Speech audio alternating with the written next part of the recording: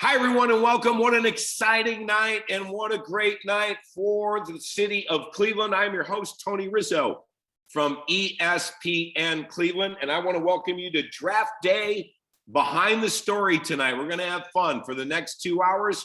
We're going to talk about what it was like to make the movie Draft Day. It's been 7 years since Draft Day debuted. I have a panel of experts, writers, producers, set designers, and more, and then in hour number 2, we're going to talk to Ivan Reitman, the director and producer of Draft Day and the legendary Hollywood producer. Thank you. We want to say thanks to our presenting sponsor tonight. That is Sequoia Financial Group. We wouldn't be able to do it without you guys. And I want to say a few words, if I can, about the Greater Cleveland Film Commission. It exists to bring jobs and economic impact to Northeast Ohio through a vibrant film and media arts industry. The GCFC was the driving force behind the Ohio Motion Picture Tax Credit back in 2009. Since then, the GCFC has attracted over 300 productions, most recently Cherry, Judas and the Black Messiah, nominated for Academy Awards, and Liam Neeson's The Masked Man. These projects have created 6,000 plus full-time equivalent jobs and brought over $1.1 billion to Ohio's economy. The GCFC connects cast and crew talent directly to production opportunities and invests in a strong local workforce by presenting workshops, seminars, film skills training, internships, and more. It's designed to give local talent the education, experience, and professional connections to succeed in the film industry. You can learn more by visiting clevelandfilm.com. That's clevelandfilm.com. As I said, Ivan will join us for hour number 2, but it's time now to introduce our panelists. And we start with a Cleveland native. Rajiv Joseph attended Cleveland Heights High School, Go You Tigers, in 1992. He was inducted into his school's Hall of Fame in 2016. Most recently, he scripted the pilot episode of Little America for Apple TV. And of course, he was a co-writer with Scott Rotham for the film Draft Day. Rajiv, how are you this evening? Where are you at, partner? I'm right here in Cleveland, Riz, in Shaker Heights, in Shaker Square, to be precise, and happy to be here with you guys. Yeah, what a great time for us in the reunion. The draft here in Cleveland, things are so exciting. Tell everybody, the city's really excited. It's buzzing. I was able to be downtown the other day right by the stadium, and it looks like they're setting up just an incredible show for everyone around the country, but also here in Cleveland. It sounds like it's going to be a pretty great time. Well, let's bring in our next panelist, Scott Rotham. Scotty is wearing his gear, screenwriter. He sold screenplays to Warner Brothers, Paramount, Sony, and New Line Cinema. With his writing partner, Rajiv, they co-wrote Draft Day, and it topped the 2012 blacklist before the acquisition and subsequent production by Lionsgate and Summit. Scotty, what jersey you got on right now? It's a Rothman original. Give it to me. That's your name on the back of that. That's right. Scott, where you at? So I'm in Connecticut, chilly Connecticut. Very nice. Yeah. Is it probably a little chillier than Cleveland? I hope not. I hope the weather. I don't know. It was snowing earlier today, so we might have you beat today. Yeah, Cleveland had the snow yesterday. Let's bring in our next panelist, Michael Beugg, who has served as producer, executive producer, line producer on more than 40 feature films, including Jason Reitman's current film, Ghostbusters Afterlife, and his Oscar-nominated film Up in the Air. Of course, he La La Land and Little Miss Sunshine, Stephen Chbosky's Academy Award-nominated Wonder. Michael, great to see you. Where are you at this evening? I'm in Hollywood, California, on the lot of Paramount Pictures, and I too have a jersey, and it does seem to be my jersey, but there's a bit of a problem in that I noticed that I've got number 25, and I don't understand how Scott can be number 25 on the ground. We all got 25. I thought I was number 25. So there was a sale on 25. Yeah. So at any rate, but I'm really happy to be here.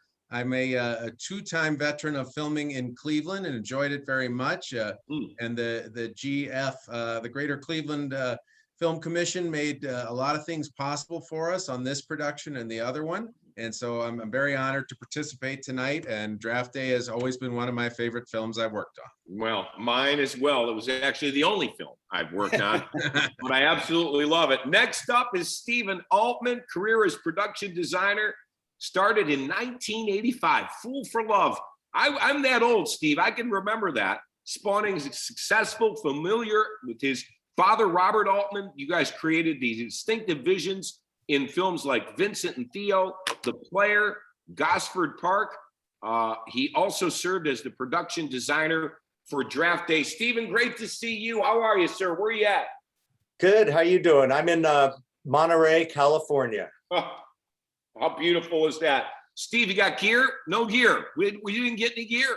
I got gear, but my wife has it actually. I wasn't able to pull it out. I couldn't find my crew list either. That's how disarrayed I am. But yeah, well, we didn't get, Aaron and I didn't get any gear for the movie, but we were just happy to be in it. I do have a bit of memory about Cleveland though, which they're, almost all of them are great. Oh, that's so great. Yeah. We get that a lot from people that have never been to Cleveland.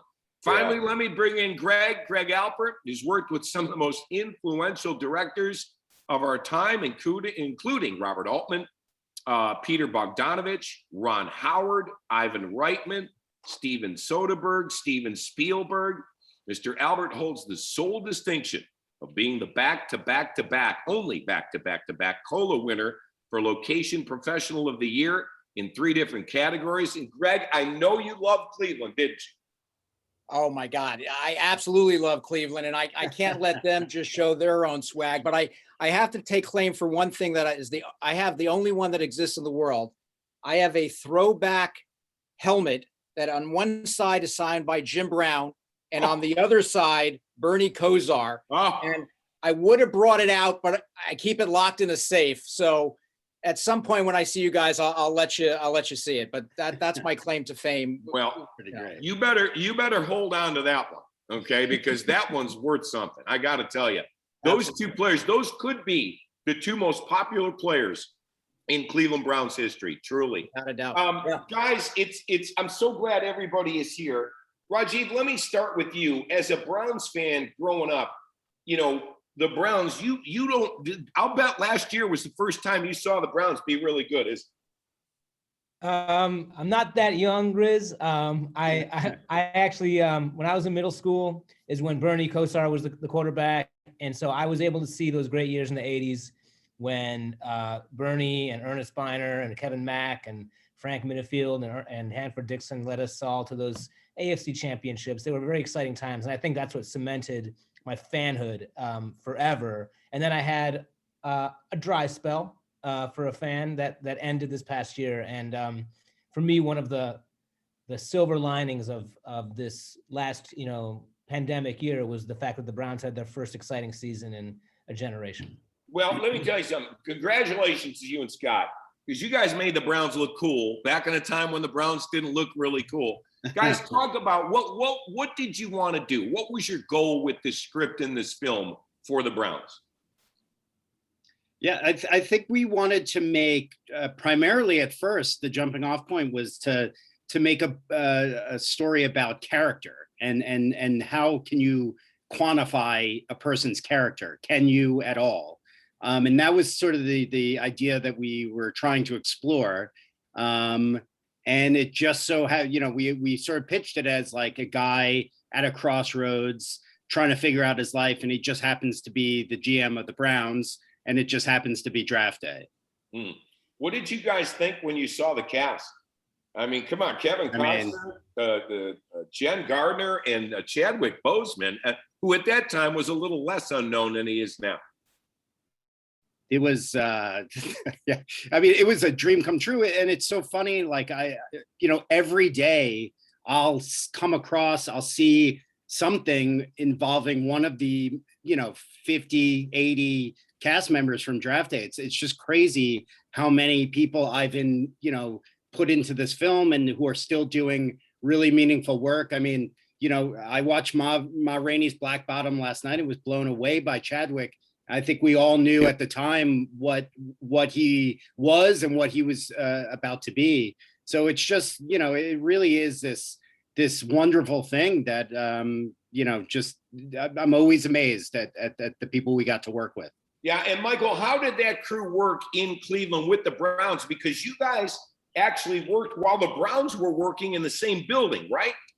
Yeah, well, I credit Greg for making that integration seamless. But what we did is, the script that Scott and Rajiv wrote probably would have had us filming for almost 20 days at the Browns facility. So a college in town called Tri-C hosted us for a lot of the war room scenes, so that we didn't completely disrupt the Browns' flow of their activities, but they still accommodated us and worked with us for over, I'd say, 5 or 6 days of filming. As you can tell, the practice field was clearly them inside and outside, and all of that. But they, that was part of the reason why going to Cleveland was such a good thing for us, because we knew that right from the start that they seemed very eager to work with us and try to let us really get that insider's view of being at an NFL team headquarters and practice facility.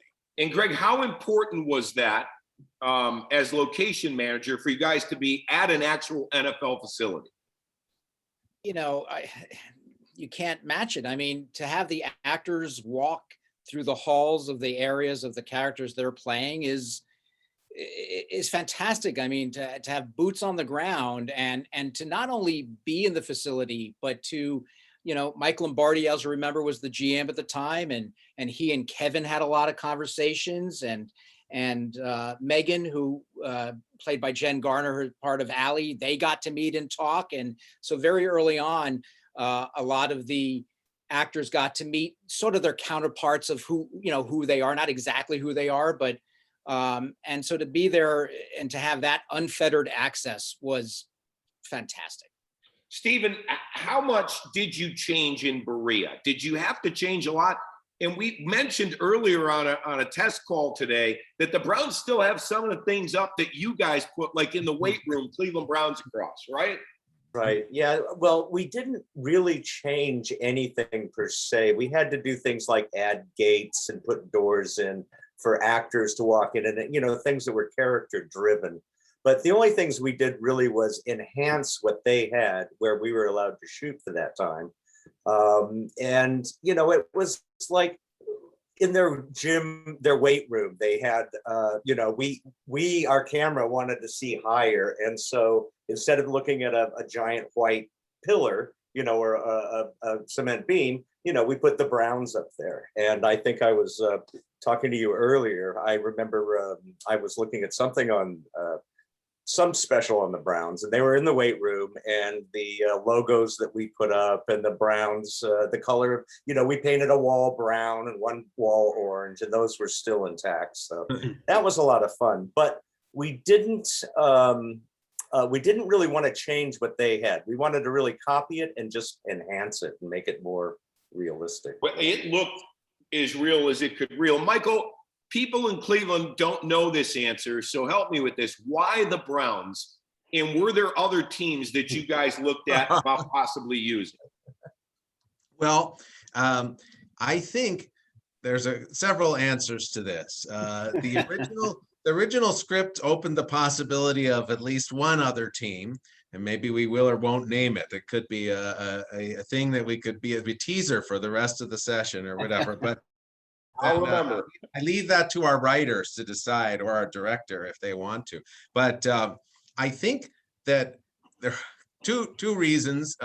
One, again, the whole idea of not all the NFL teams were as cooperative or interested in hosting and knowing, it does take a bit of time to have people in your space and all that. And so we thought we're fun visitors, but not everybody looks at it that way, I guess. And then so that was part of it.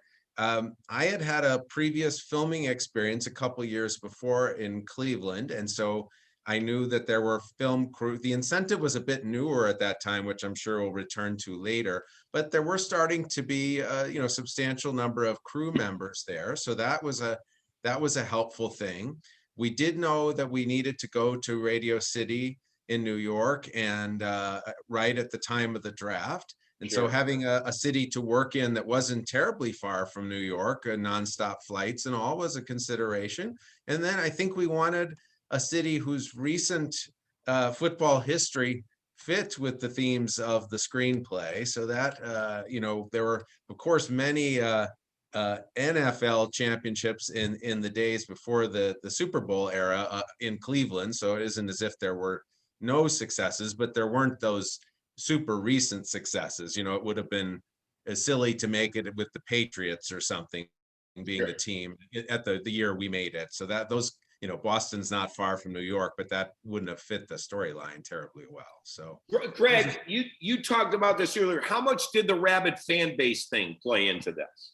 Oh, listen, it was amazing. And we had incredible support. I don't know if everyone will remember, but Captain America Winter Soldier was shooting in town at the same time and disrupting traffic and playing it as Washington, D.C. So anytime I had a chance, I would remind people like, no, we're in Cleveland, playing Cleveland for Cleveland and celebrating your team. And immediately we had people embrace us. Immediately. Yeah. Not to speak ill of the Russo brothers, who are Cleveland natives, and I'm sure are quite popular. Said the producer. Yes, of course. Of course. But for someone with boots on the ground, it was just great to have that kind of interaction. Yeah. Rajiv, when you wrote this, did you have a team in mind? Were you thinking Browns? Where does that come from? Yeah, I mean, the initial impulse always was the Browns. I mean, my entire fanhood is connected to the city of Cleveland and the Browns franchise for good and ill. And so when Scott and I started writing it, it was going to be about the Browns. But what I immediately did was switch it to the Buffalo Bills. My brother lives in Buffalo. And then he froze right after he said Buffalo Bills. There you go. That's Cleveland working right there, Rajiv. Right? Is he still froze? I'm here. Okay. Until he stopped saying Bills. So Rajiv, real quick, the Bills, right? Did you guys go to Buffalo? No, I knew Buffalo because my brother lives there. And I just thought, superstition-wise, if I write a movie about my own team, it'll never get made. So I wanted to make it about the Bills because they're not my favorite team. And then as fate would have it, the movie got made and it ended up shifting to Cleveland, which was like, I tricked fate, I guess. And believe me, Cleveland appreciated. Scott, some of the lines in the movie are real NFL lingo lines. Looks like Tarzan, plays like Jane, stuff like that. Did you guys have people consult you on that? Did you write that stuff yourself? And did you have somebody overlook the script and make sure it was NFL ready? We did. We had a bunch of, I would say, experts, NFL insiders take a look at the script. I can't remember where that line literally came.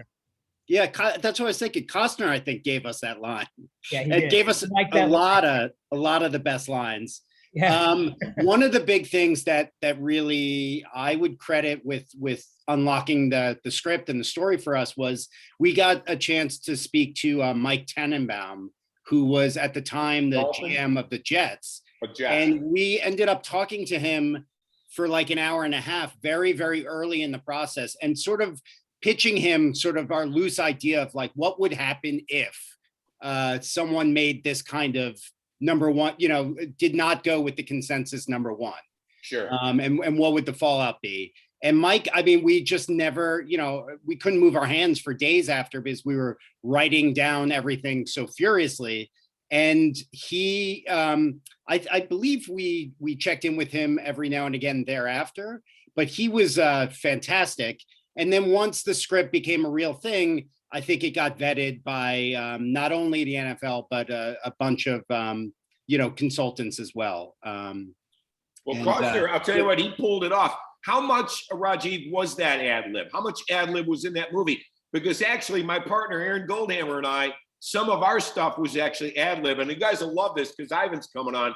We had script and we read through our script. And after we did that, Ivan said, what would you say if this guy, he goes, you do this for a living. He goes, what would you say? And that's where a lot of our lines came from. How much was ad lib? In terms of Costner, I would say 0 was ad-libbed. But what he did every day was that he would pull Scott and I into his trailer first thing in the morning, and he'd go over the pages for that day. And he would be like, can we move this line here? Can we do this here? Can we, he would basically tailor it for his own talents. And I think that's the sign of a really intelligent film actor, is that like, he's letting us know, here's how I can be best. But the interesting thing about Costner was that he brought me and Scott in on it. He didn't just go ahead and do it.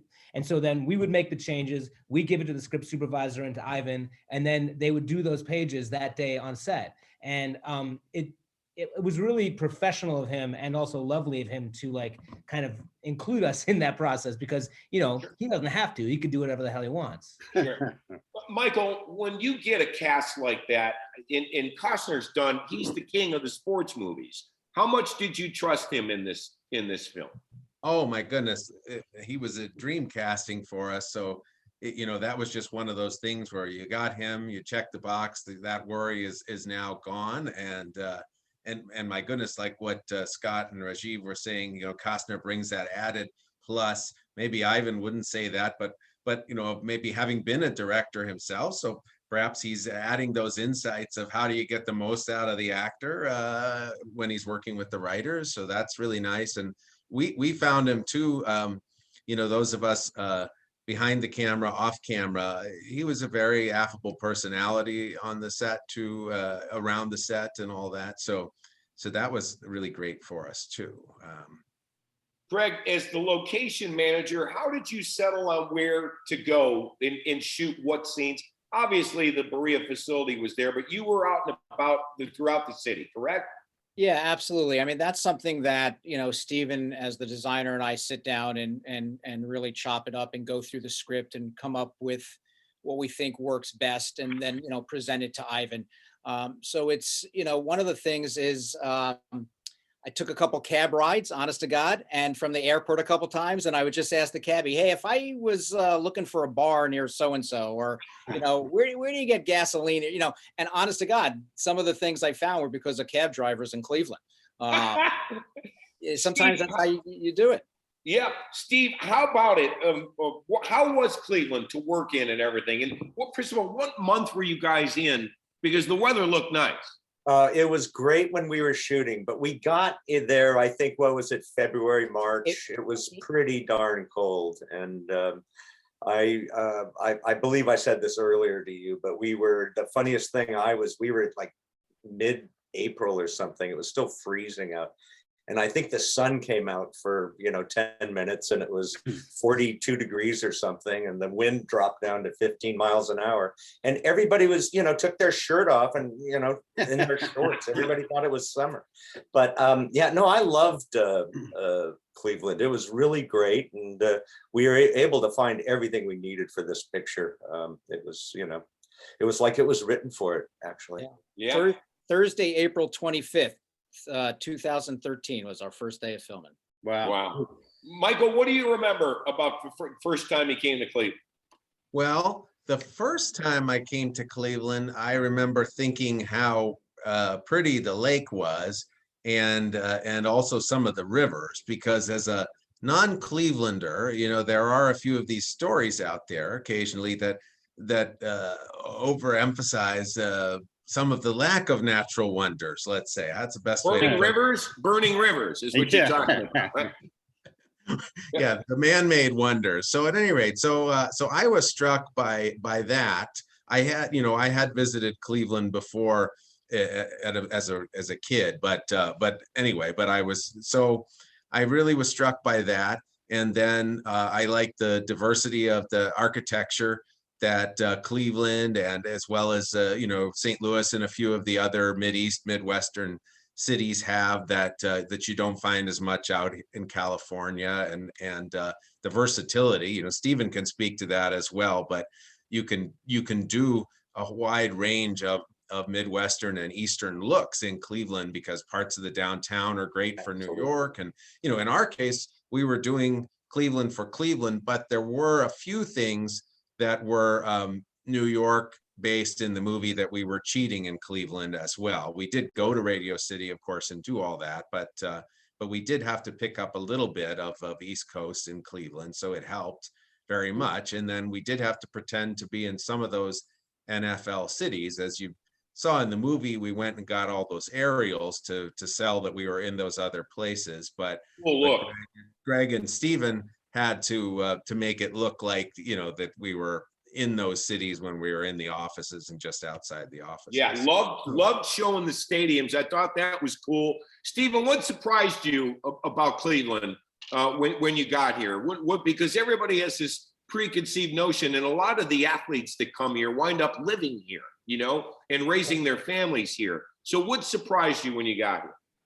Well, the food mainly. I'm a foodie, and you guys have maybe 6 world-class restaurants that I was able to tap into, and just the whole life around there is just so vibrant. Yeah, I loved it. So I was very comfortable in it. It's a real city, but small enough to actually get around and know a little bit.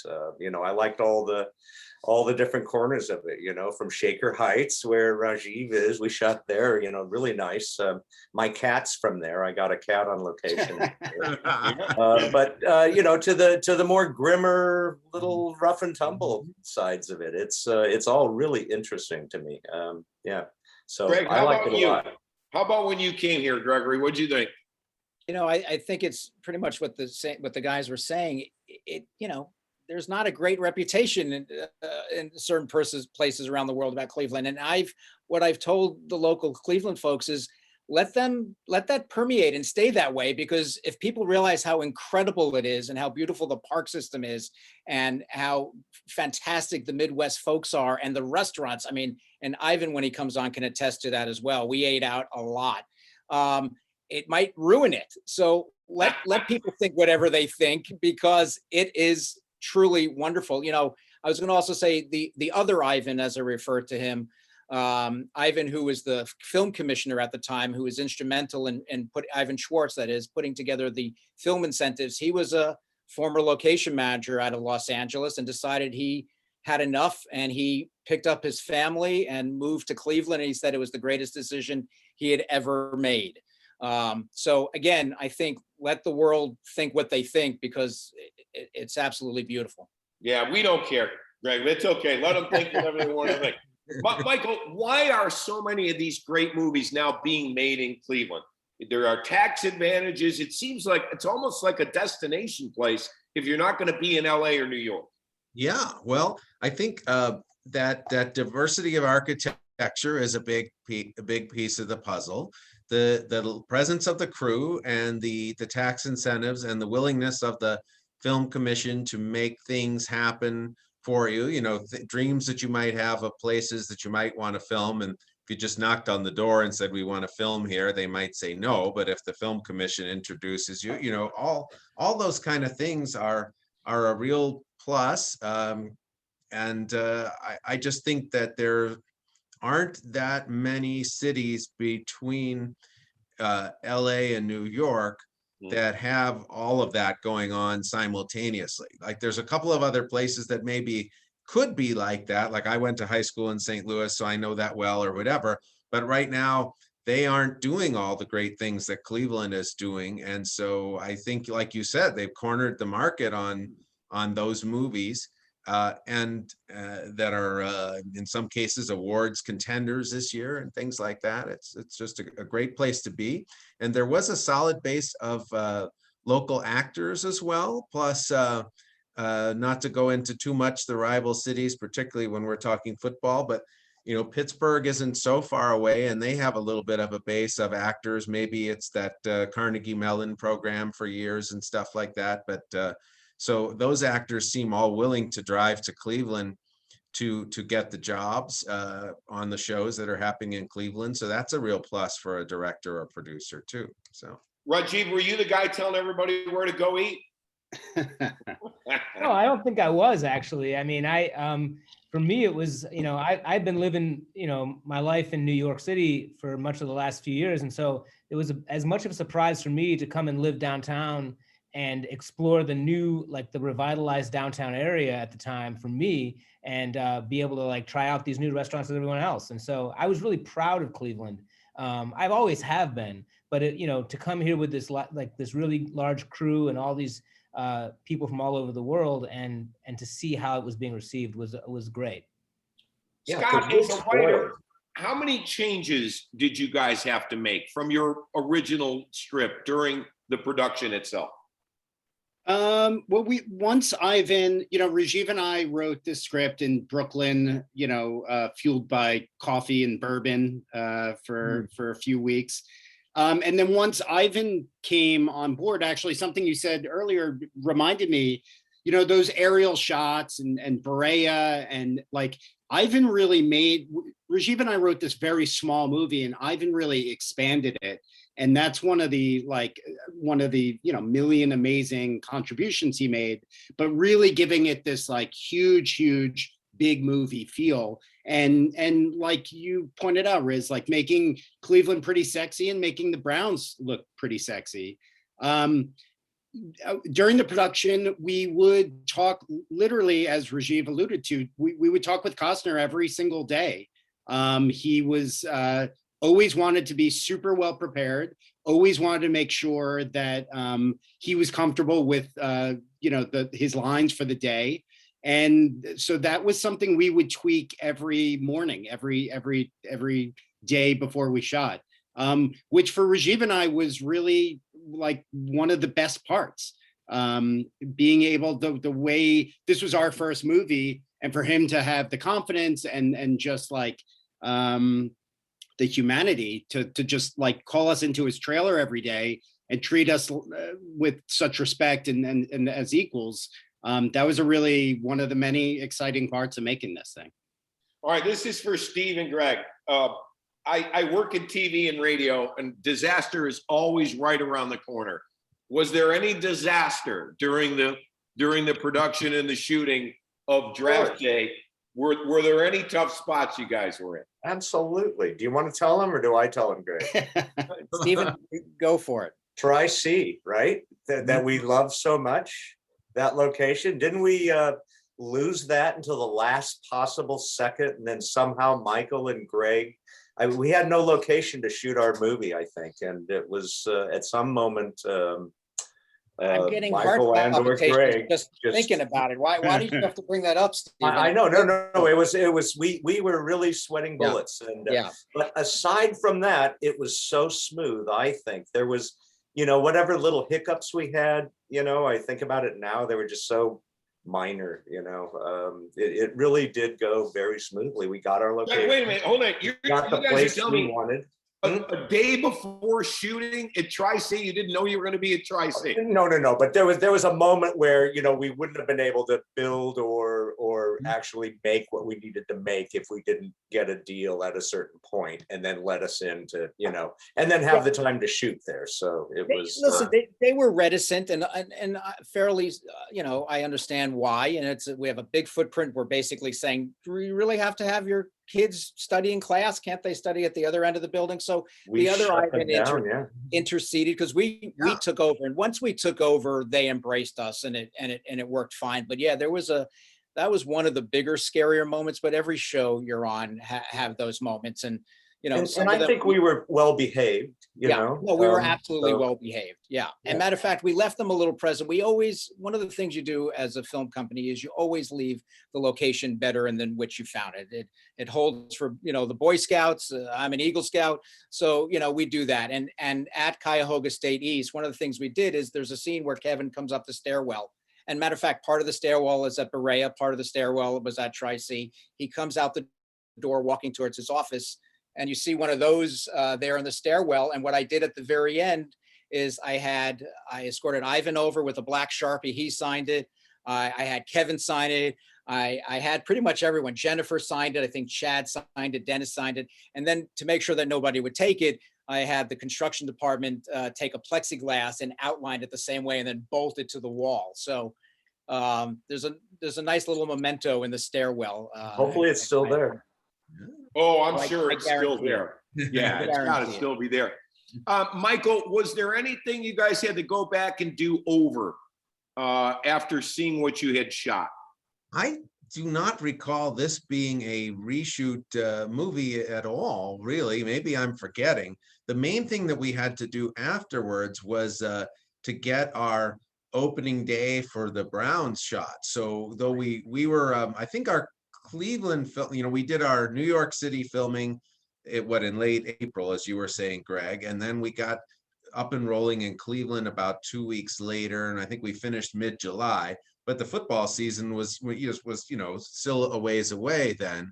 So the Browns let us come back, and we managed to get ourselves, embedded in. It was the Dolphins game, as I recall. I don't think it was the actual season opener, right? It was a couple of games after, if I'm not mistaken. But we did some.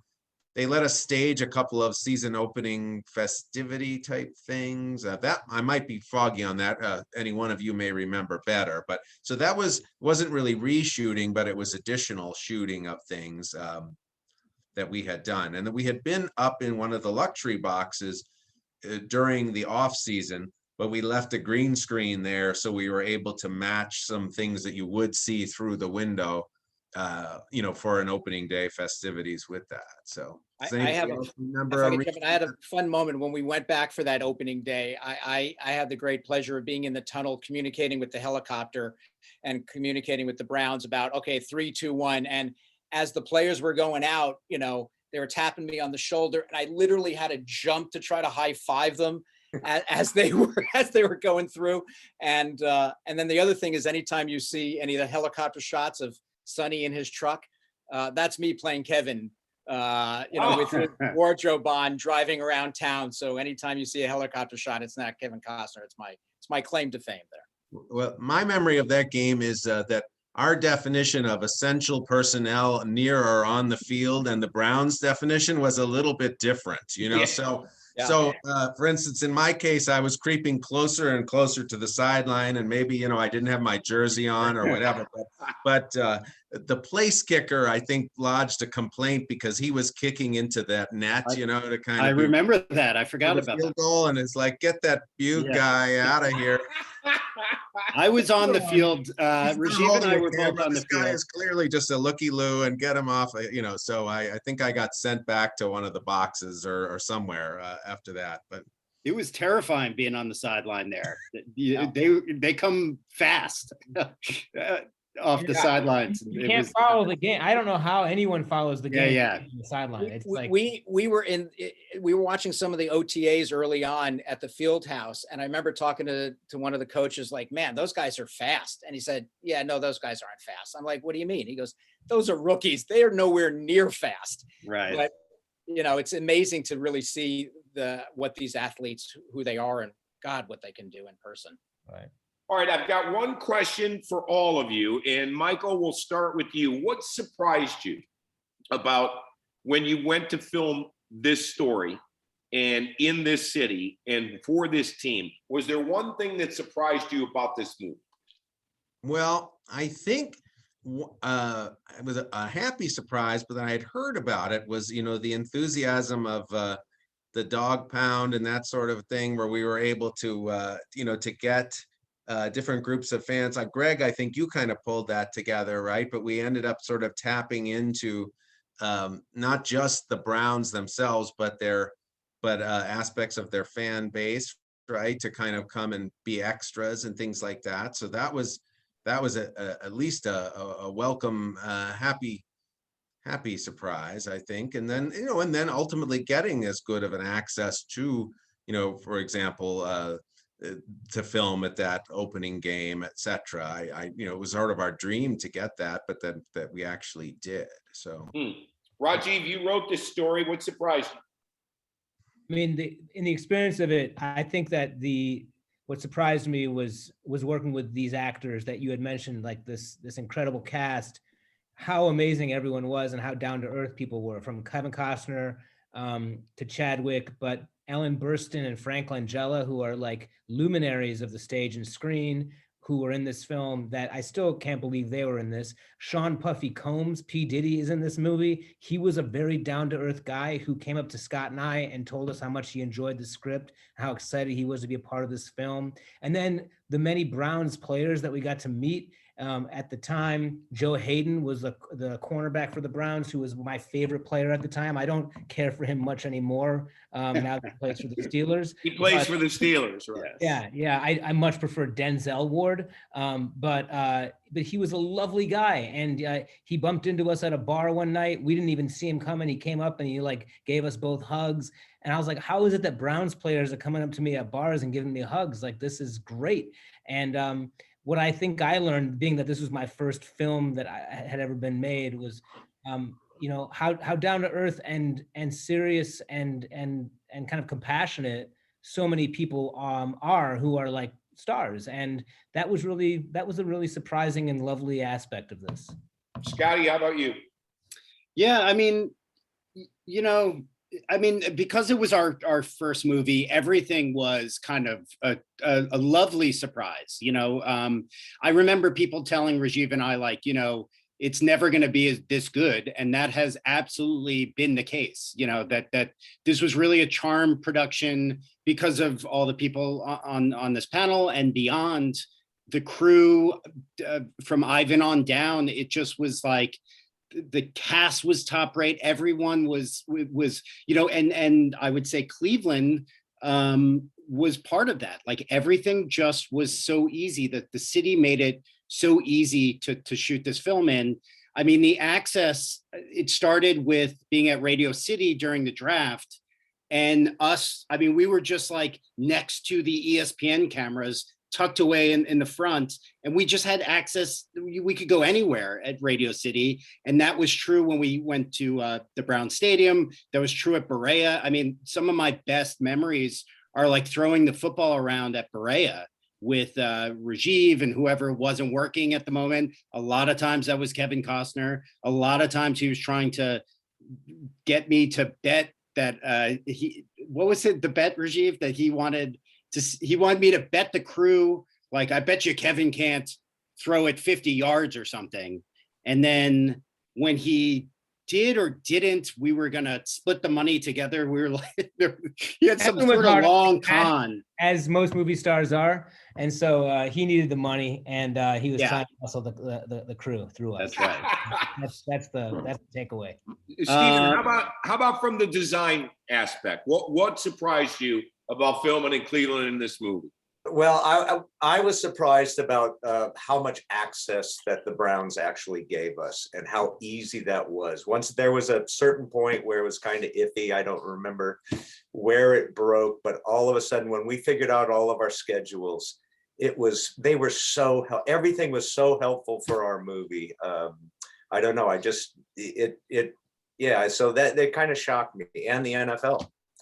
Going along with this, and that Radio City Music Hall, like Scott said, it was just so easy and fun being there. I mean, I can't, that's something you live and die for. And for us to actually be able to go to the last draft at Radio City Music Hall, that was great. But just Greg, I know nothing. Access to the Browns, that was it. They were great. Greg, I know nothing surprises you, right? You weren't surprised at all, right? No, but there were two items, and I remember them very clearly, and echoing on what Stephen said, is that, once we met with the organization, that, here's this multi-billion-dollar organization, and it feels very much like a mom and pop shop. And I mean that with all due respect, meaning, yes, Jimmy and Dee owned the team, but, we met with Joe Banner, and then we had two people. There was Brent and Rachel, who are our contacts. And it wasn't like decisions took forever in the studio system. Sometimes decisions take forever, but we'd have one or two conversations and it was approved. And I just remember thinking, my God, for such a giant organization to have such access and communication, lines of communications and getting answers was something else. And then the other one actually took place at Radio City Music Hall. We had asked to have an 8-foot table, to have Ivan and his camera operator and DP kind of sit there during the draft, and they're like, well, we don't know, we'll have to get back to you. And we're like, we can't get an 8-foot table. And about a week later, they came back and said, you can have a 6-foot table. A 6-foot table. And we couldn't understand, we couldn't fathom it until we got there, and we realized that every square inch is dedicated. And it's true. The 6-foot table, they wedged in, but an 8-foot table would never have made it. Rajiv and Scott, what were your thoughts when you found out Ivan Reitman was going to be doing this movie? Because you guys were so green into the industry at that time. I mean, it was, so I think I was on a flight to LA to pitch on a job that I never got, full disclosure. And when I landed, I don't think we even knew we were letting people read the script. And when I landed and turned on my phone, I got a call, I think from my manager saying, hey, would you be up for meeting Ivan Reitman tomorrow? Because he's interested in doing your movie. And it was just like, you know, just a kid from Long Island. Like it was insane. My brain just started melting out of my ears. And I would say some version of that has, you know, I still sort of feel that way about the entire experience. It feels kind of like a dream. And I'm just so happy that Rajiv and I got to experience it. And it all happened because of Ivan. Like Ivan is entirely, the first time we met him, he told us he was going to make this movie, and he just never gave up until he did. And will always be eternally grateful, apart from the fact that he's a legend. He just treated us amazingly well from start to finish. And yeah, we're very lucky. Chief? Yeah, I mean, after we met Ivan and had that kind of out-of-body experience, one of the next experiences we had was he said to us, and this wasn't the same trip as Scott was saying, but maybe the next trip to LA, he's like, hey guys, what do you guys think about Costner in this role? And we're like, yeah. And so then he was like, well, why don't you come over to my house today? Costner's gonna come over, he lives nearby, and we're gonna have coffee and talk about the script. So next thing I know, me and Scott are in a car going to Montecito to Ivan Reitman's modest bungalow there, and met Kevin Costner for the first time. And we're just totally through the looking glass at this point. You know, we're hanging out with two of the guys who we idolized as you know, growing up as movie buffs, and they're talking to us about our script, and it was, and I think that's really the thing that you want the most. It's not about like your name on the screen or money or anything. It's about people who you idolized taking you seriously as writers. Mm-hmm. And to experience that is everything I've ever wanted as a writer. Michael, what do you remember Ivan asking you or telling you about doing this film? Well, I had the good fortune to work with Ivan previously on a movie, Up in the Air, that he produced and for which he was nominated for an Academy Award. And but then it'd been a couple of years, and I heard about this film from Ivan and his partners Joe and Tom, and I had always had a dream of working on a professional sports themed film. And at that point, I'd been in Hollywood, you know, 20, 30, 40 films into my career, and it hadn't happened. So it was both a dream come true to work with Ivan, this time as a director as well as producer, and then secondly, to have a chance to work on that elusive pro sports movie. I think I found some notes that I had written in the early 90s when I first moved to LA about, you know, people that I would need to meet someday or companies I would need to work with. And I remember finding Ivan's name on that list and thinking, oh gosh, it's taken 18, 20 years, I guess, from 93 to 2013, and then it finally happened. So, Stephen, how about you? Well, I think actually Greg Alpert got me this job. I came in for a interview with Ivan, and there was the question of, you know, okay, if we do this, would you like it to be in Buffalo or Cleveland? And I think I answered correctly, because I said, oh my God, we got to go for those beautiful brown and orange colors. I mean, how can you not have that as the background of your movie? And so I guess I answered that question right. And I'm certainly glad I did. It was such a thrill working for such a pro. You don't like red, white, and blue? I am patriotic, but darn, that. Come on, the orange and brown. Hot, All about orange and brown. Greg, how about you? What do you remember about this? And what did you think when they said Cleveland? Well, I was, I was thrilled. I mean, I just wanted to backtrack for just a second. I wanted to echo what Michael said. I had worked with Ivan twice previously. Once I was a lonely little PA in the mid 80s on a picture called Legal Eagles. And, Ivan would never know who I was. I was far down on the totem pole. And years later, I had done No Strings Attached. And then I got asked to come to Ivan's bungalow in Montecito to meet with him. And he said, here's what we're thinking. And I was thrilled. I was like, oh my God. And then I had the incredible good fortune of making the very first trip with Ivan to Cleveland. So I had said to him, I guess I must have done a good job if I got invited back. Yeah, it sounds like I got to get to Montecito, guys. It's what it sounds like here after all this. When you guys came to Cleveland, you started doing this film. What were your expectations? Michael, let me start with you. What were the expectations for this film? Well, just in terms of the process, or more, what were our goals? What we think? What were your goals? Well, our goals were just we actually got the full and final go-ahead from our studio, Lionsgate, awfully close to that first day of shooting in New York.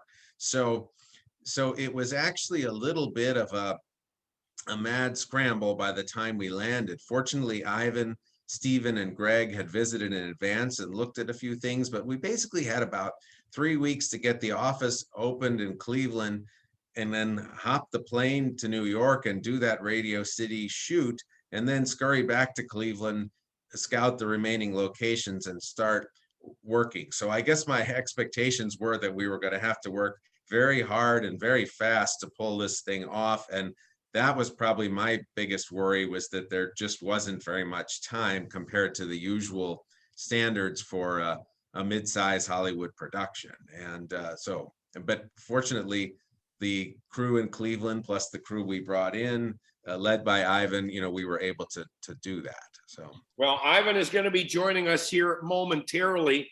Let me go back to you, Greg. Was Ivan sold on Cleveland? I'm sure we're going to actually talk to him about that here. But when he came here, because I got to tell you, when he walked into our studios to do our scene for Aaron and I know we wound up being used on the radio, but it took us about a half hour before we could speak. Well, I mean, I'll defer to Ivan on that one. But I know that when it came to, who's the voice of Cleveland that understands sports, and, it was absolutely you and Aaron. And so, that was a treat for us as well. And again, being around those athletes, there's an old saying, right, that actors want to be athletes, athletes want to be actors, and everybody wants to be rock stars, right?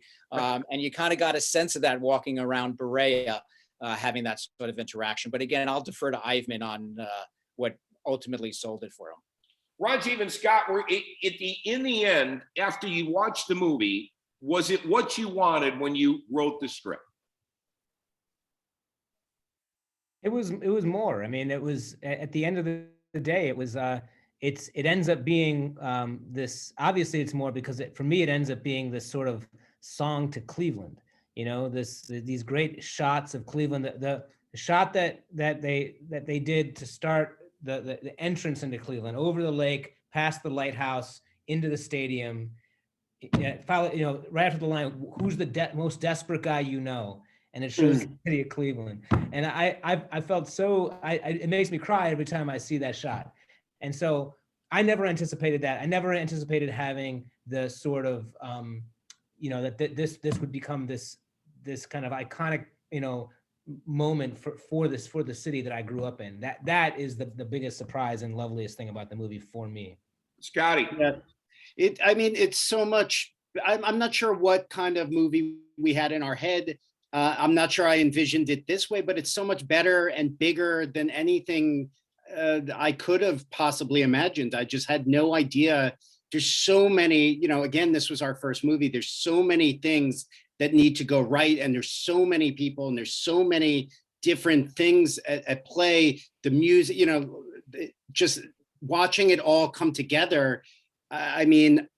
we couldn't be prouder of the movie Ivan made from our script.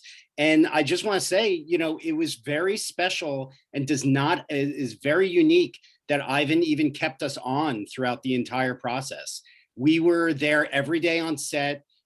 We were there he invited us out to look at the editing process. I mean, we were talking about the access we had to the team and the NFL and to the city of Cleveland, but the access Ivan allowed us to have on this movie is kind of, you know, unprecedented. And, you know, it really was a dream come true. And it was fantastic. And guys, just one last thing, because we are going to bring Ivan in here momentarily. When you work with Ivan, he adds a lot to it. I told you our experience. We had script, and Aaron and I read the script, you know, for a week straight. We had it memorized, actually. But after we were done, he said, hey, you do this for a living. What would you say? What would you add? You know, just talk about, Greg, talk about the way he uses things like that to make it all seem real.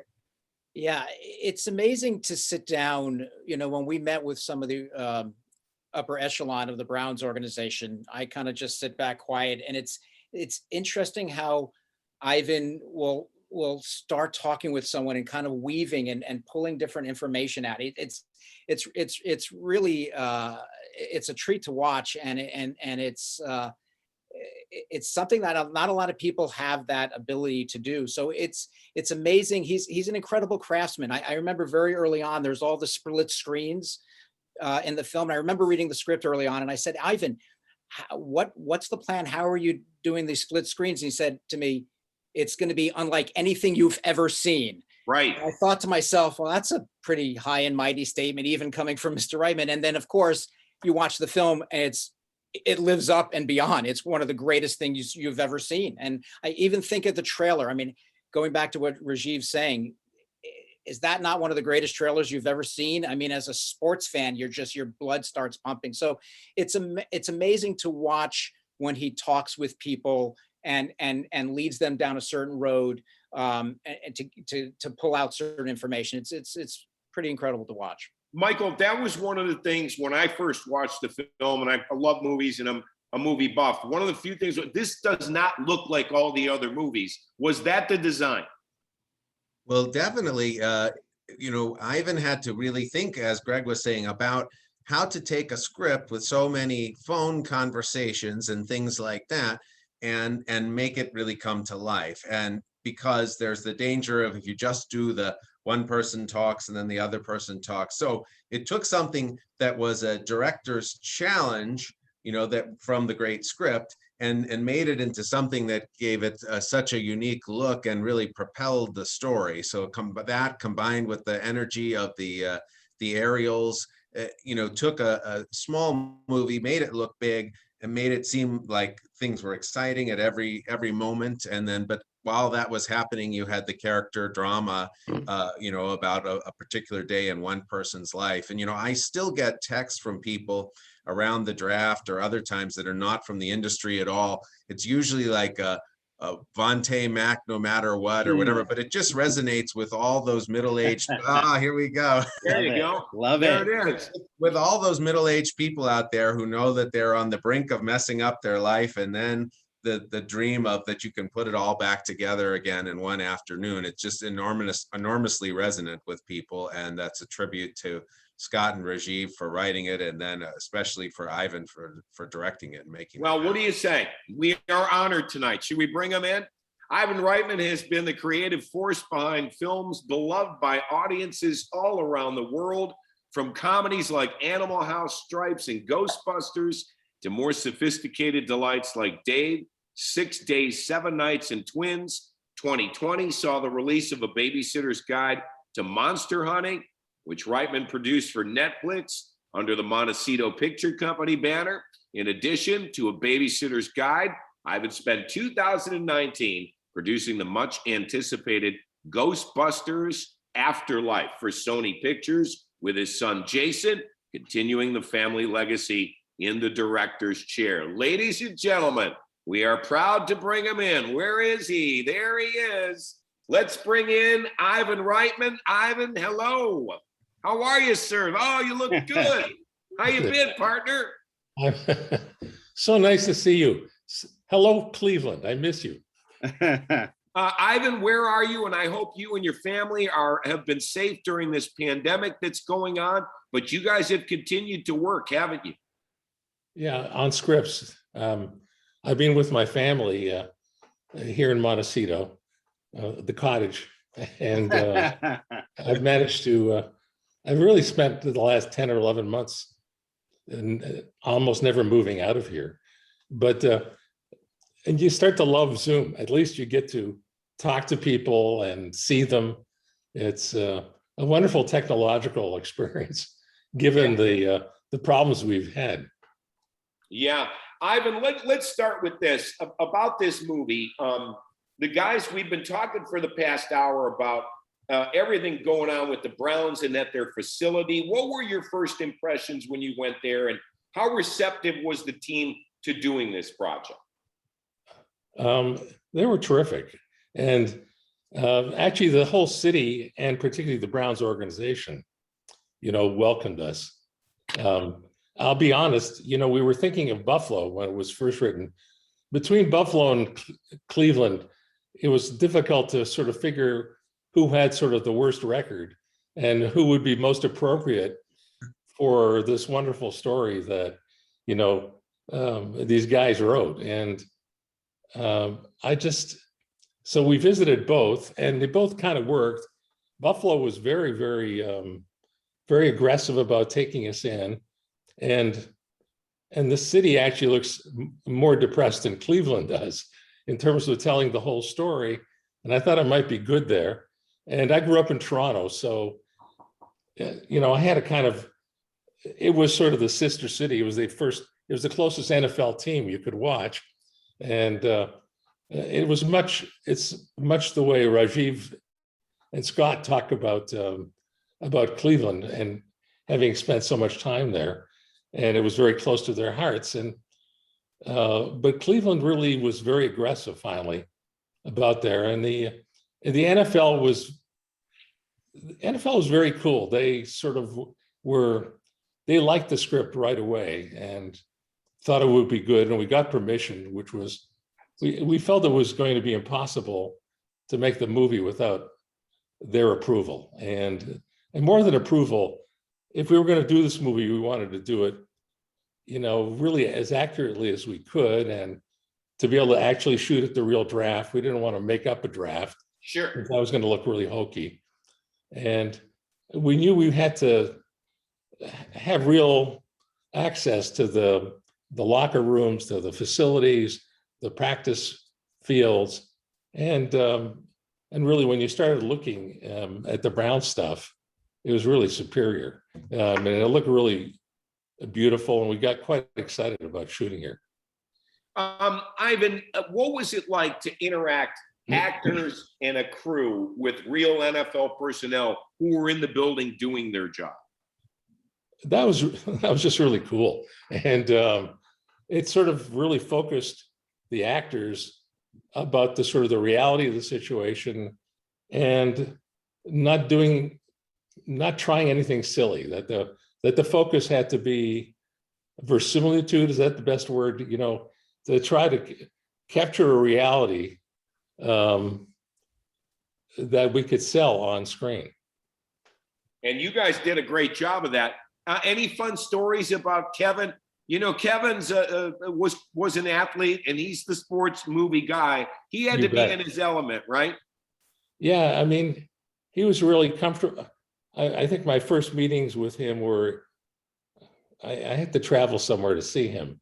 And I remember spending sort of 2 days going over the script and him starting to say the lines.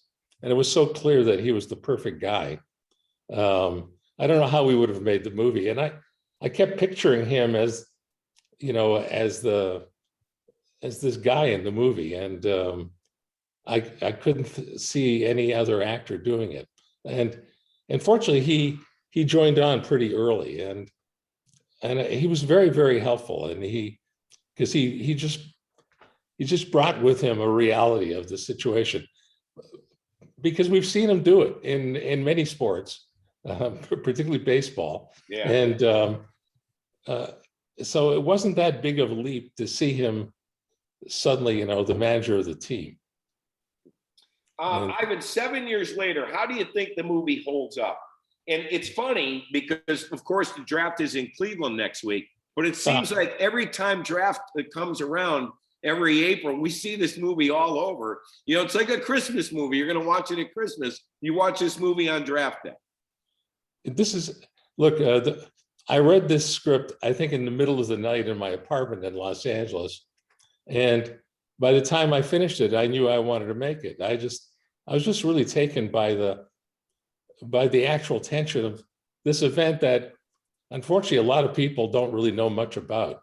Even I didn't know that much about it, and the technicalities of how a team made a pick and how they had to wait, and they only had 15 minutes, and how they've been working on sort of getting ideas that they're going to have, and they've been doing research for months and months. They have a whole team of people doing that research, and they had choices for the various picks that they had, and of course, many of the players get chosen before it's your turn, and how you to make smart alternative, and the fact that it happens so quickly against the clock, and that trades are being made all the time. I thought that was a wonderful idea for a movie, and I thought, you know, Rajiv and Scott really captured that right in their first draft. And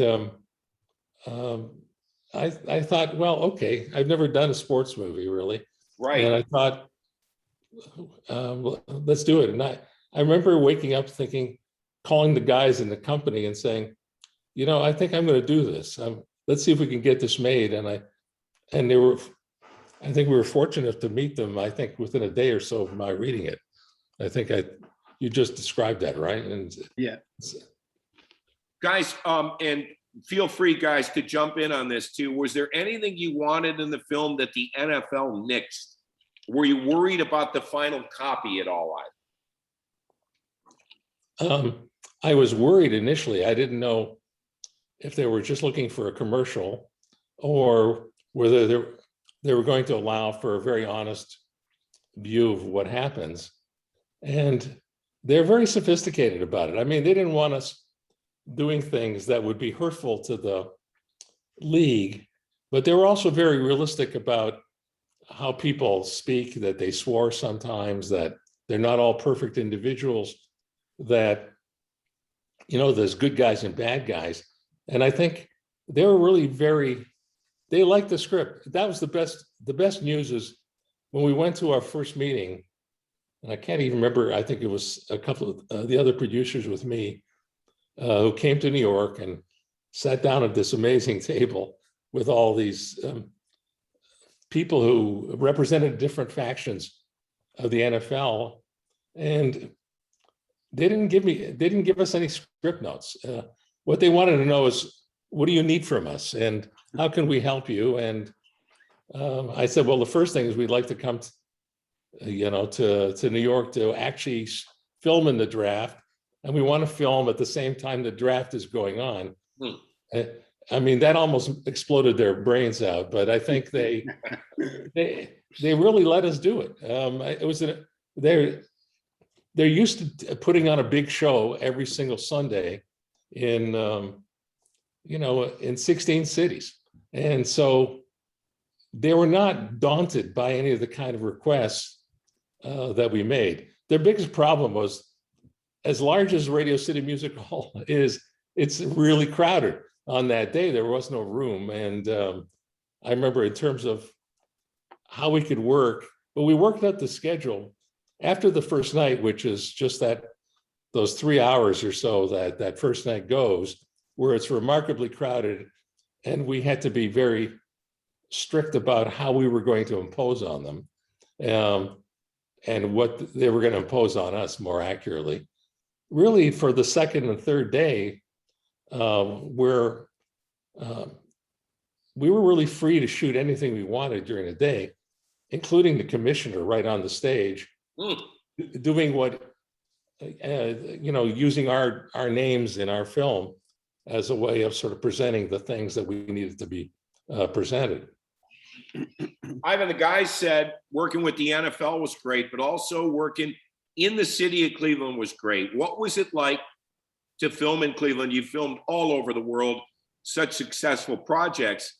And did you like going about? The guys said they loved the food. They were surprised. Cleveland and all the great restaurants, but what was it like filming in Cleveland? I have to say I was surprised, first of all, at how welcoming everybody in the city was. It wasn't just the football team. It wasn't even just football fans. Well, frankly, almost the entire city of Cleveland are Cleveland Brown fans. Right. And I just felt that more so than almost any place that I've shot, that the city opened its arms for us and was trying to be helpful and giving us permission to shoot anywhere and stopping traffic when we needed it, and frankly giving us almost carte blanche at the facility, and both in practice field and they were busy when we were there, and they still sort of made room for us, and it was very helpful. And I think I'm not sure if it was Stephen that you found that training school where we finally sort of did a lot of our office scenes and things like that. Great. Yeah. Yeah, that was really very fortunate because school was out and we redressed the whole place, and it felt very much like the facility. Sorry, yeah, La Brea. So it was terrific. And I like my hotel, and I love my view at the hotel. I got to look down at the river and see all these barges coming up and down. I thought I was in Hong Kong. There were so many boats. Yeah, right. The other thing is your crew, the guys are foodies. And I think that's one of the best kept secrets about Cleveland is not only Michael Simon and places like that, but there's some great restaurants here. Did you get out a lot? How long were you here, Ivan? I think I was here about 7 weeks, Wow. Nonstop. And I remember it was at 4th Street. I'm sorry, it's 7 years now. Now I'm getting older, my memory isn't quite as good. I remember the food though. And the food, we kept going to about 4 or 5 restaurants on a regular basis. I remember that's how I got to know Chadwick Boseman the best. And he was just a wonderful, open individual. But what a tragedy that he's no longer with us. I mean, the opportunity for him to do even greater things was so high. It is really, I remember just working with him and how in the simplest scene, like the scene where he's waiting with his family to sort of get announced, because he just put so much real stuff there. You just believed it, and we got emotionally involved through him. And he'll probably win the Academy Award posthumously on Sunday as well. Yeah, absolutely. Yeah. Ivan, do you watch your own movies? Like you cannot go through any channel without seeing a movie you've done, like for 10 minutes. And how many times have you seen Draft Day? I probably see every movie that I work on for at least 20 times, because the post-production work, never stops. And the way I work is I like to watch the movie full the way through, and I just make notes and especially, this is not so much a comedy, although there's funny things in it. Yeah. But particularly with comedies, you just have to fine tune them so much, and you want to see them with audiences. So we screened this quite a bit. After the movie was finished, I stopped watching them as much as I can, because you get tired of it. What I like is after about 10 years or so Draft Day hasn't hit that 10-year mark yet, but I love to watch a movie again just to see how I effed up. This holds up. Guys, go ahead. If anybody has a question or wants to relive something with Ivan, we're talking to the great Ivan Reitman here on the Draft Day Behind the Story. Thank you, guys. Rajiv, you got anything for Ivan? Go ahead. Yeah, Ivan, it's great to see you again, man. And I was just gonna say, like, one of my fondest memories of this whole of the whole time we spent there was the day that we went. I think it was a Saturday actually. We went to Kent State University to shoot for Ohio State. So Yes. they had painted the Kent State football field the scarlet and gray, and we were shooting Chadwick as Vontae Mack in his Buckeye uniform, Right. and to get footage of his college exploits. And then it was like a half day. So like at the end of in the middle of the afternoon, we left. We came back to Cleveland, and Scott and I, you, Joe Medjuk, and Allie Bell went to some bar in Tremont. I don't know which one it was. And lunch. Yes. And it was like this like relaxing lunch. It was like not the usual end of the day, like we're all exhausted. And this was the first time I think that I had the nerve to ask you about Ghostbusters. And you talked a lot to us about just the experience of shooting Ghostbusters and when you knew that it was going to click, which was very early on. I remember you said it was when you saw the guys in their Ghostbusters uniforms coming onto set, and you're like, I know we got a hit, like from that. But I also just remember how like open you were, with that and with that experience of having that movie. And I remember like Scott and I were just kind of geeking out over all that. And it was just like it's when we're working so hard close to each other, like in the course of this, there's so little time to actually like ask those questions of like, hey, what was that like making that great movie back then? And I guess I just wonder like, what are the memories you might have of in since Ghostbusters, or even like with Draft Day that you would tell the screenwriters 20 years from now that you're working with about this? Well, Draft Day, you can't forget about not Madison Square Garden. Radio City Music Hall. Yeah. I mean, it was the last time the draft was there, and thank God we got to shoot there, as opposed to some of the places since then. I'm sure it'll be great here in Cleveland, but I mean, that's such an iconic building, and for the history of the NFL, we've been used to seeing certain kind of iconic images, and the idea to be stuck in such tight quarters with everybody and getting to even talk to the people who are representing the various teams at their tables, in front of that stage, and sort of directing them a little bit, because I would say, look, do you mind when the Cleveland thing comes up, or you guys get, I actually talked to particularly the second day. The first day, they're too nervous, that first night. But after that, they were very directable. And that was fun. The first time we went to the sort of Browns facility and just saw, the real guys, working out in the weight room and going to, going to their, to the locker rooms and how they organize that, and trying to figure out, getting to shoot with Kevin, acting as that coach. And I could see him sort of grow into that role by just occupying the space as well.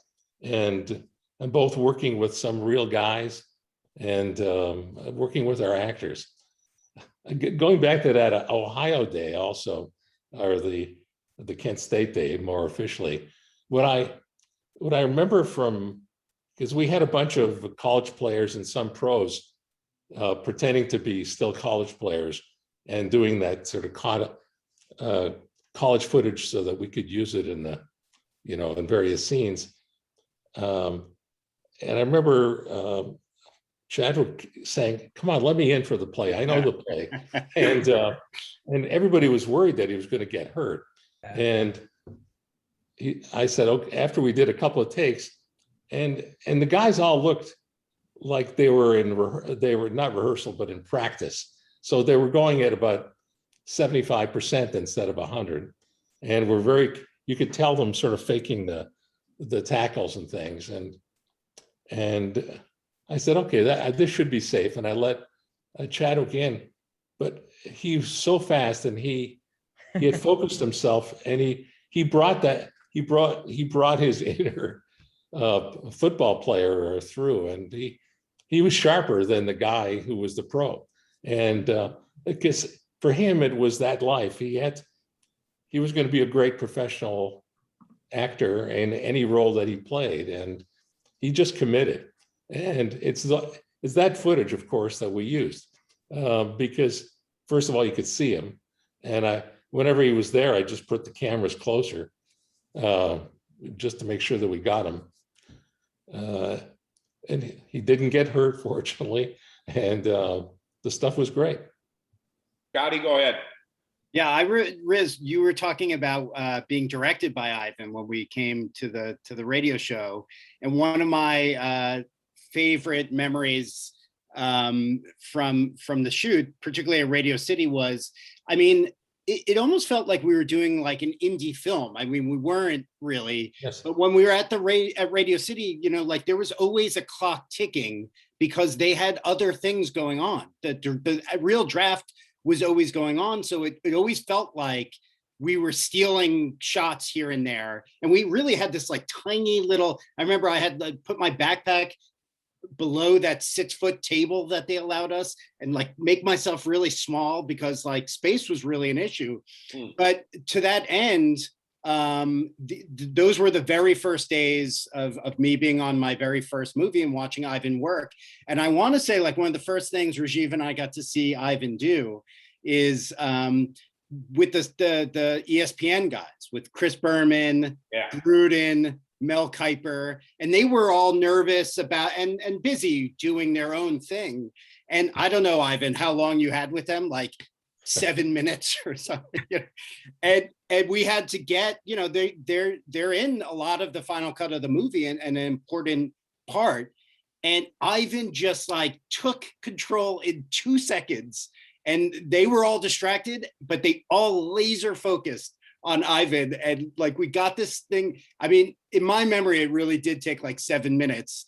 And yeah. We had the cans on, you know, we were listening, so we could hear what Berman was saying to his compatriots way up there. We could hear it. Yes. And at one point, Ivan came in, gave them direction, very specific direction, and left. And these guys who were all like alpha dogs in their own right, like were quiet. Berman watches Ivan go and he goes, "I like the boss." Yeah. Well, thank you. I never heard that story, Rajiv. Yeah. Michael, what do you remember? It was an amazing 3 days because on a typical film set where we control everything that's going on, we only go through 2 or 3 pages of the script. And Ivan had to find his way through 21 pages of the script in 3 days with only some control of what we were doing. So after that, I thought, oh my gosh, if Ivan could get us through this scenario here, working around all of this and cover 21 pages of script in 3 days, we will be able to do anything on this movie. And so, and indeed we did. So it was great. I hadn't directed a couple of years, I think, prior to that. And it was like a wake-up call. I said, okay, you got to get right up to full speed. There's no way to just, but it was a great way to do it because I wasn't really, I mean, I knew I could give direction in sort of 3-minute chunks, and after that, I'd have to sit back for half an hour, and it really focuses you in what has to get done. Steve and Greg, how crazy was it? Because usually it's a controlled environment, but you guys had to do that when it was in New York in the middle of the NFL draft. It was totally insane. Sorry, that's all I can say. There were only 6 people allowed in on the first day, I believe, but it was it was like being a stealth guerrilla. You know, you sneak in and do all that stuff. Ivan was able to organize us all in such a way that I felt that, you know, it actually went pretty smoothly in spite of all the insanity of it. I don't remember hearing stories of missing this and not getting that. It was all there. I don't know. It was it was one of the most exciting shooting times of my life. That draft, and the rest of the movie didn't feel like a letdown after that, but it was a little easier paced. We were, I remember our actual first day of shooting at our amusement park. It started raining then, I think, or something. But anyway, it was just, it seemed very relaxed then compared to. What I remember being tough about New York also was, so we knew, for example, on the very first day of the draft, it starts at what, I think 7 o'clock, or it's an evening shoot. But the good news is it meant I had the morning and afternoon to film. So we actually had 2 separate crews. We had the official film crew where I could do, I think that first day I had Terry Crews, who was very nervous. And he had done a lot of film, but there was something, I can't even remember who. Guys, do you remember who he was talking to on the street? It was Arian Foster. Arian Foster, yeah. A pro football player. Well, they both were actually, but but Terry was the pro actor because he had done a bunch of TV shows, but he seemed to be much more nervous than Arian was. Arian turned out to be a really good actor. Yeah, and great. I liked all his scenes, and but so here we are shooting, right on, I think it was 7th Avenue. I mean, it was just up to, I think Radio City's on 6th Avenue, and we just moved up one avenue, so that we could put the crew there and start going. And then we had to get out of there by about 4 o'clock so we could get right to Radio City and set up in our 6-foot table. But we were allowed a couple of we hired our own camera crew that was NFL trained. So they were shooting our footage of the draft and getting reaction shots, getting the audience shots, and and there was plenty of time for that because, most of the draft is waiting for the clock to tick down. And then I would direct them to get very specific things. So it was sort of like a documentary shoot for the first couple of days. Ivan, I'm sure you remember, but when you guys came in, Greg, you could speak to this. When you came to our studios, you wanted Aaron and I, my partner Aaron Goldhammer, you wanted Aaron and I to be as authentic as we could possibly be. And I remember you gave us scripts and we read them for the week and we memorized them. But after that, you said to us, hey, you guys do this for a living. What would you really be saying to Sonny Weaver? Where do you get those kind of ideas, and how much do you use ad-lib stuff like that in a film like this? My first real movie was Meatballs, and I had to work with Bill Murray for the first time. And the first day of shoot, which was our second day of shoot, his first day of shoot, he stood up with a script like this, he says, "This is not working." And he just basically threw it on the ground. I said, "Okay, what do you want to do?" And I had set up this very elaborate shot. And he really did what was written in the script, but he did it in his own words, in his own rhythms. And it was way better. And by the end of that, just the very first take and that very first shot, I said, boy, I'm going to have to move quick here. I better be nimble if I'm going to be able to take advantage of this guy's genius, because what he's doing is actually better than we have in the script. And I'm not suggesting that's what we did with Rajiv and Scott, because the script was excellent. But what I've learned over the years now, I've made about 40 movies. I think people know how they speak in their profession and in the reality of a situation. And part of my job as a director is to get them honest enough and relaxed enough to do what would really be happening. And I'm always thinking of that, whatever the scene is okay, so this is what we want to accomplish in this sequence or in this scene. And these are the people in it, and this is the situation.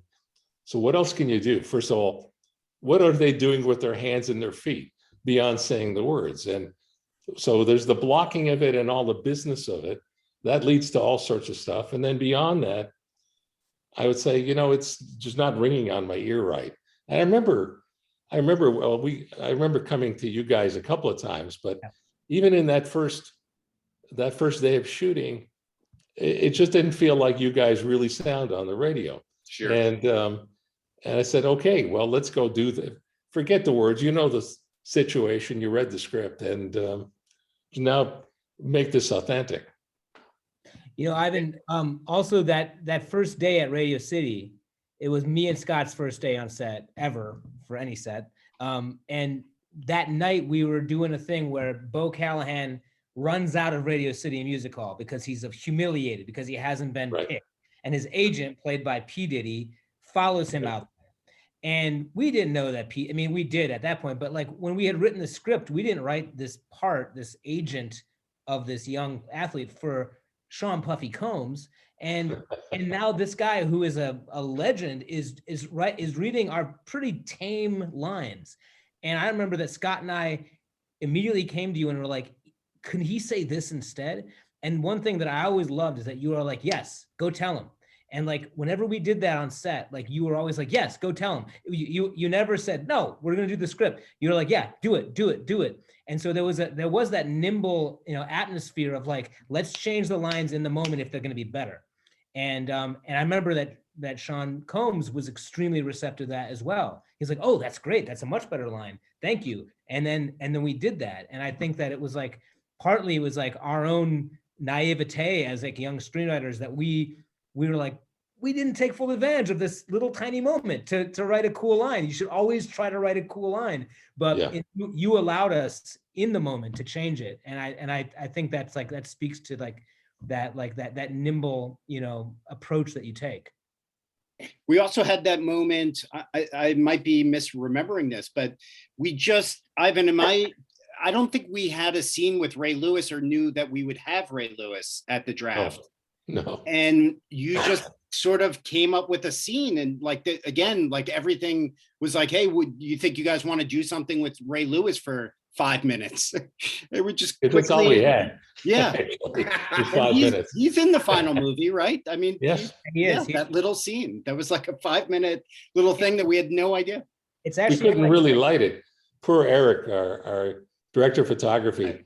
We could barely move any lights into this very tight, low ceilinged room. I just remember that I said, we got to make this work somehow. You can't, I mean, he's one of the great football players of all time. And if we have the opportunity to use him, you got to find a way to use him. Yeah. And it paid off. Him and Goodell, and him and Roger Goodell. Yes. Between them. And I remember that early on in the process, Scott and I bite my tongue because I hate everything the Ravens stand for. And I think that franchise is a nonsense franchise. But Ray Lewis was kind of the inspiration for Vontae Mack.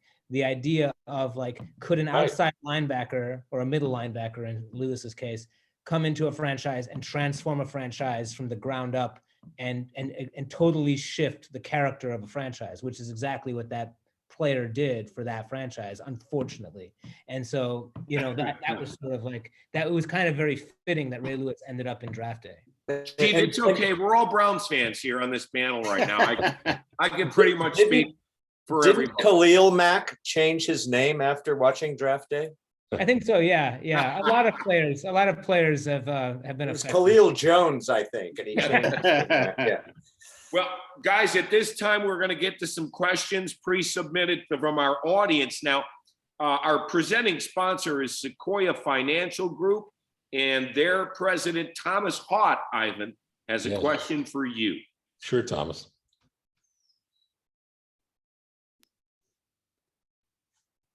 Hi. When you made the movie in 2014, the Browns were definitely down on their luck. But what I loved about the movie is you gave us hope at the end. Hope that a creative general manager with bold action could restore our team to greatness. With the recent ascent of the Browns, if you had a chance to do an epilogue to this movie, how do you think that would play out? Well, about blowing the opportunity to get into the Super Bowl this year. There's a story. You got the star quarterback of the other team out for the second half, and you got the ball with about 8 minutes to go. And we know the story, Ivan. You don't need to. I'm sorry. Couldn't help it. But I think it's a very colorful franchise, and it continues to be colorful. And it was wonderful to see how they improved, particularly this year and from the middle of the year on. And I think that's a great, if you were to do a long continuing story of that would be wonderful. And I mean, it's hard. I was actually surprised that our film didn't do better, because people who didn't know anything about football actually loved this movie and seemed to learn a lot about it. And I got the most crap from people who sort of were lifelong sports fans and felt, no, this would never happen, and any sports franchise wouldn't trade away. And there was about a dozen things that they criticized as being unrealistic. And the truth about movie making is you try to get try to get the most colorful things that you can bring to the story, and all have them happen in a 90-minute period. And yes, it would be very rare for all these kinds of things, including the cap manager being pregnant, having a relationship with the general manager. Oh, you'd be surprised. Ivan, you'd be surprised. I've been a lifelong Browns fan. I think I've seen a lot of this stuff before. Well, the truth is that we got to speak to a lot of the actual franchises, and spoke to all kinds of general managers and guys who sort of did all the research for them, and particularly the NBA and the guys who run the draft, and I would really ask them, well, could this happen? Could they really make this trade? Would they? And they said, no, this is tough. But there was an example of almost all these things. And so I'm not sure what annoyed sports fans to not embrace what's kind of cool about the movie. But I think that was my pet peeve about this movie, because I'm very proud of it. And I think it really works. I think the city is really well represented. Both the city itself, which I think is made this, is very attractive in it, and the things that are in it. And I think the team is as well. And I think the Browns came at it with a lot of honesty.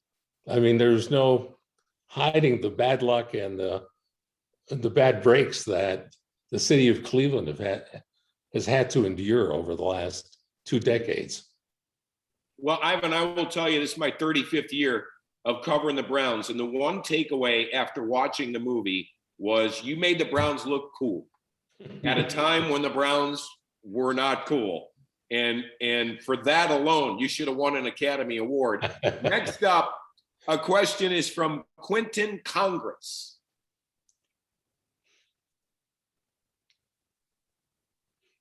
Okay, am I supposed to ask the question?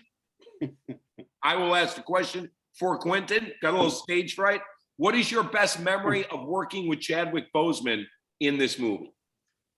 Going to dinner with him.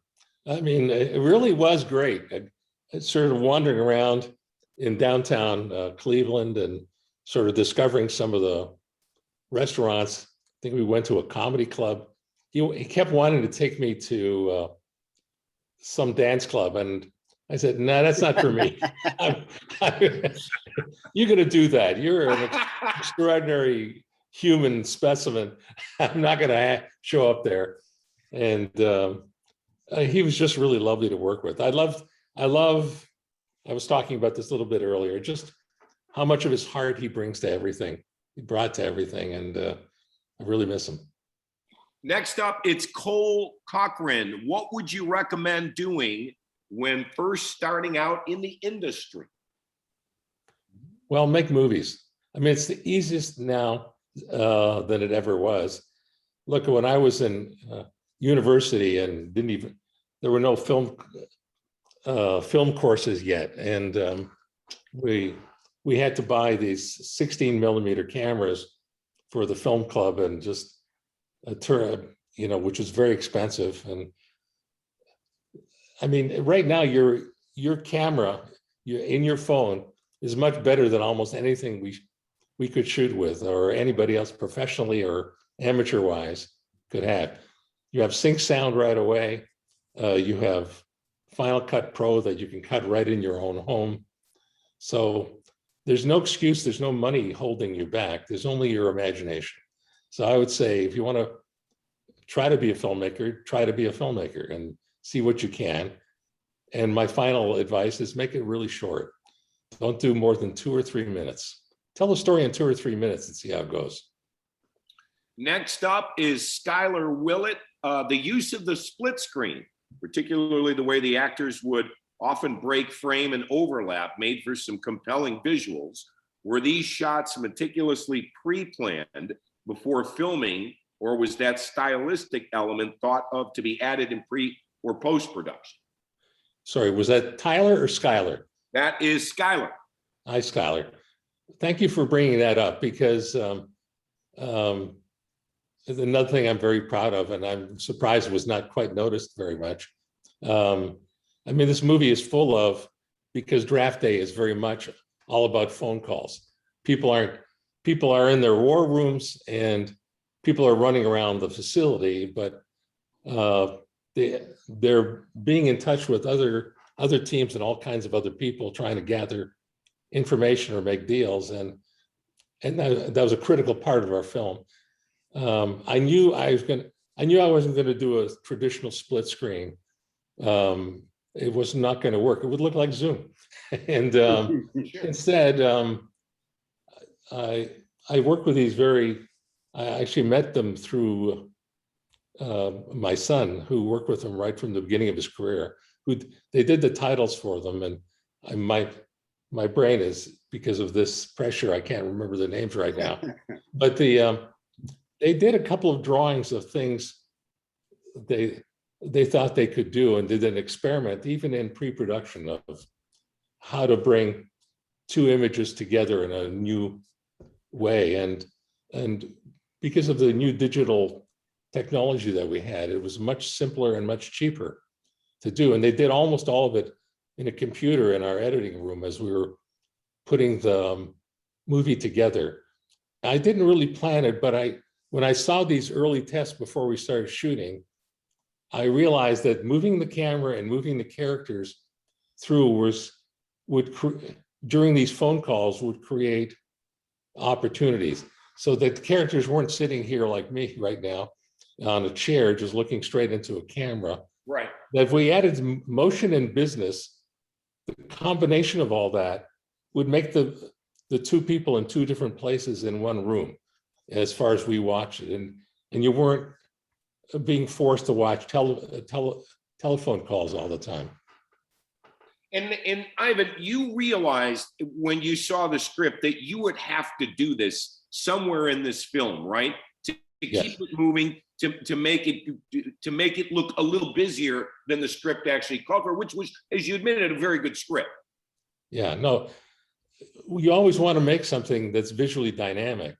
And even the war rooms are not that interesting. I mean, people are basically sitting in a chair behind a table and doing this, you know, looking up at the screen at the various, at whatever was being covered, and then whispering or arguing with everybody around the table. And we had to find more dynamic ways. What was wonderful about the location that Stephen found for us was they had lecture rooms. Yeah. I thought, well, why not use a lecture room as the war room?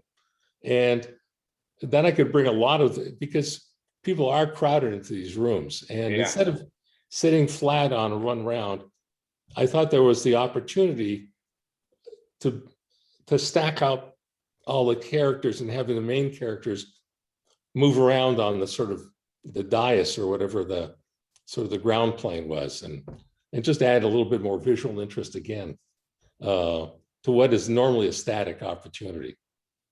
How about the shots which set up each team with the stadiums? How'd you get a sunny day for all those cities and all those stadiums in this movie. I just thought that added a lot to like a scene setter type thing, but it looked really cool using the stadiums.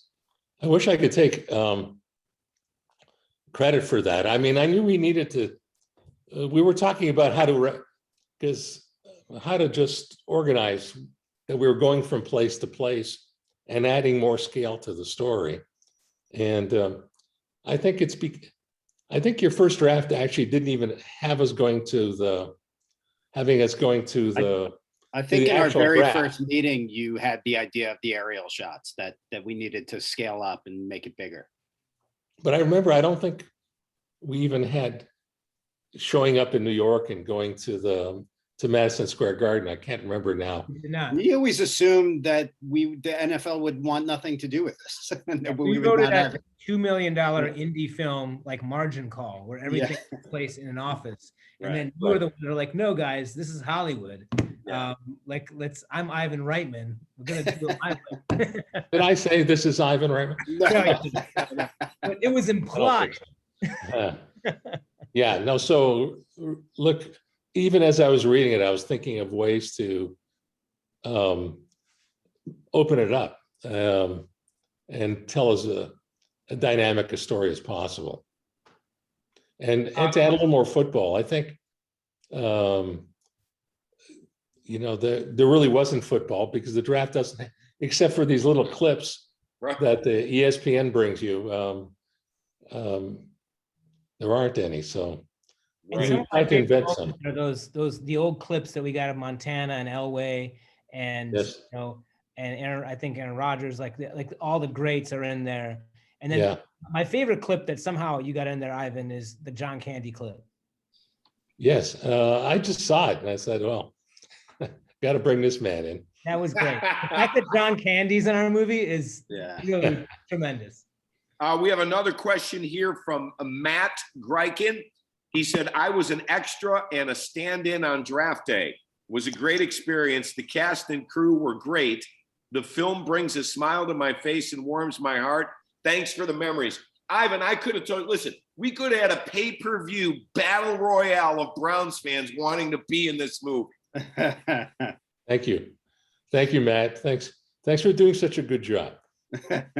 But it was a status thing. Guys, where did you go find the Browns fans? And were you looking for anything in particular? Did you also seek the ones out that we saw in the draft? They were actually people in Radio City Music Hall, right? Right. Yeah, that Radio City Music Hall, we just would ask people. I mean, I was just shooting the real people who were there. Sure. I would ask for permission. Hey guys, we're shooting a thing called Draft Day. Can I?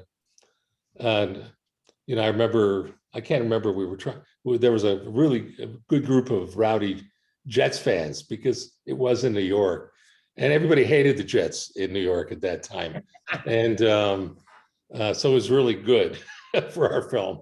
You know, I was going to say, excuse me, when we were shooting the draft, we also had crews back in Cleveland at a handful of local bars. Yeah. With people watching the draft live, and we had stacks of releases and PAs, and we'd go around the room and just get their real reactions to the real news that was happening on the screen, and you know, signing them up. So that was a whole ordeal itself, doing that. And Ivan, how important was the fan aspect of this movie with the NFL and specifically with the Browns franchise? I think it was very important, particularly because really this is all about the city, and the city is represented by the people in the city, and how much you know the Browns have broken fans' hearts over a period, and how hopeful they are, and I think that is really touching, and I was never particularly a Browns fan. I had no real relationship with the city prior to the making of this film, and now I am a Browns fan because something comes from the emotionality of hope and loss, and and even this year, where the Browns were really good and they played a couple of great games. I suddenly felt I wanted to call Rajiv at some point and say, "I'm excuse me, Rajiv." Ivan, I'm sorry to say, if you had called me during those games, I would have just clicked deny and just kept watching. I was glued to the set. Right. Well, how ironic is it, Ivan, that now you know what it's really like, right? That's true. Yeah. I can feel it. We all became surrogate fans. And, one of the things that everyone on this panel, we all do this over the last 7 years. The night before the draft, we all text each other, whether or not we say Vontae Mack, no matter what, or we literally, or we send them the green post-it note. It's a great way to connect. And then we, hey, how are you doing? A few things. And it's the one time we come together every single year, including Ivan. And Ivan's great. He texts right back. And it's a great way to reconnect. Ivan, you said you were proud of this film. And what were you most proud of about doing this? Because this was your first sports movie, right? Yeah. Yeah. I felt I like the cast very much. And we've been talking about Kevin, and he's great. But I think Jennifer Garner was really lovely and strong in it, and I love the real mix. Dennis Leary as the coach. And I thought he got the rhythms. He was friends with Bill Belichick, so he went and hung out with Belichick a number of times to try to get a sense of his persona. I said, "Well, you're getting a very specific persona in that particular case," but it was actually very effective for him to sort of do his version of that in our film. I liked all the I'm going to forget all their names right now, but all the players that we sort of created, of course starting with Chadwick, but who was the quarterback that Brian Drew. Brian Drew. Josh Penn played Bo Callahan. Bo Callahan. Well, there's Bo. He had a tough gig in this one, but the Brian Drew. Brian Drew, I think it's really does a great job in the film, and I love the fight in the locker room between Costner and what's the actor's name? I'm sorry. Tom Welling. Yeah. Tom Welling. Thank you. What a good actor, and he just brought so much to that scene, and Costner brought so much.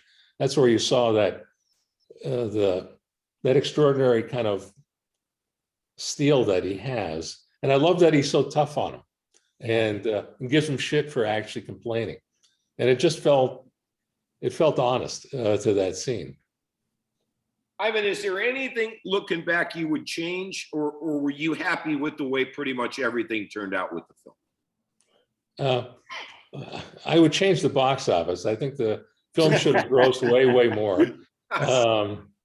I was really happy with it creatively. I mean, perhaps the question of the idea that Jennifer Garner was pregnant as a storyline, it probably annoyed more sports fans than it did help the overall storytelling. I think it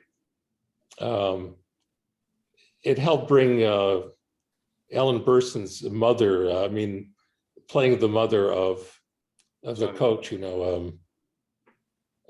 maybe it added an emotionality to her character, but I'm not sure. Perhaps I could have done without that in the final analysis of it. Not because of performances, but because of the idea of it.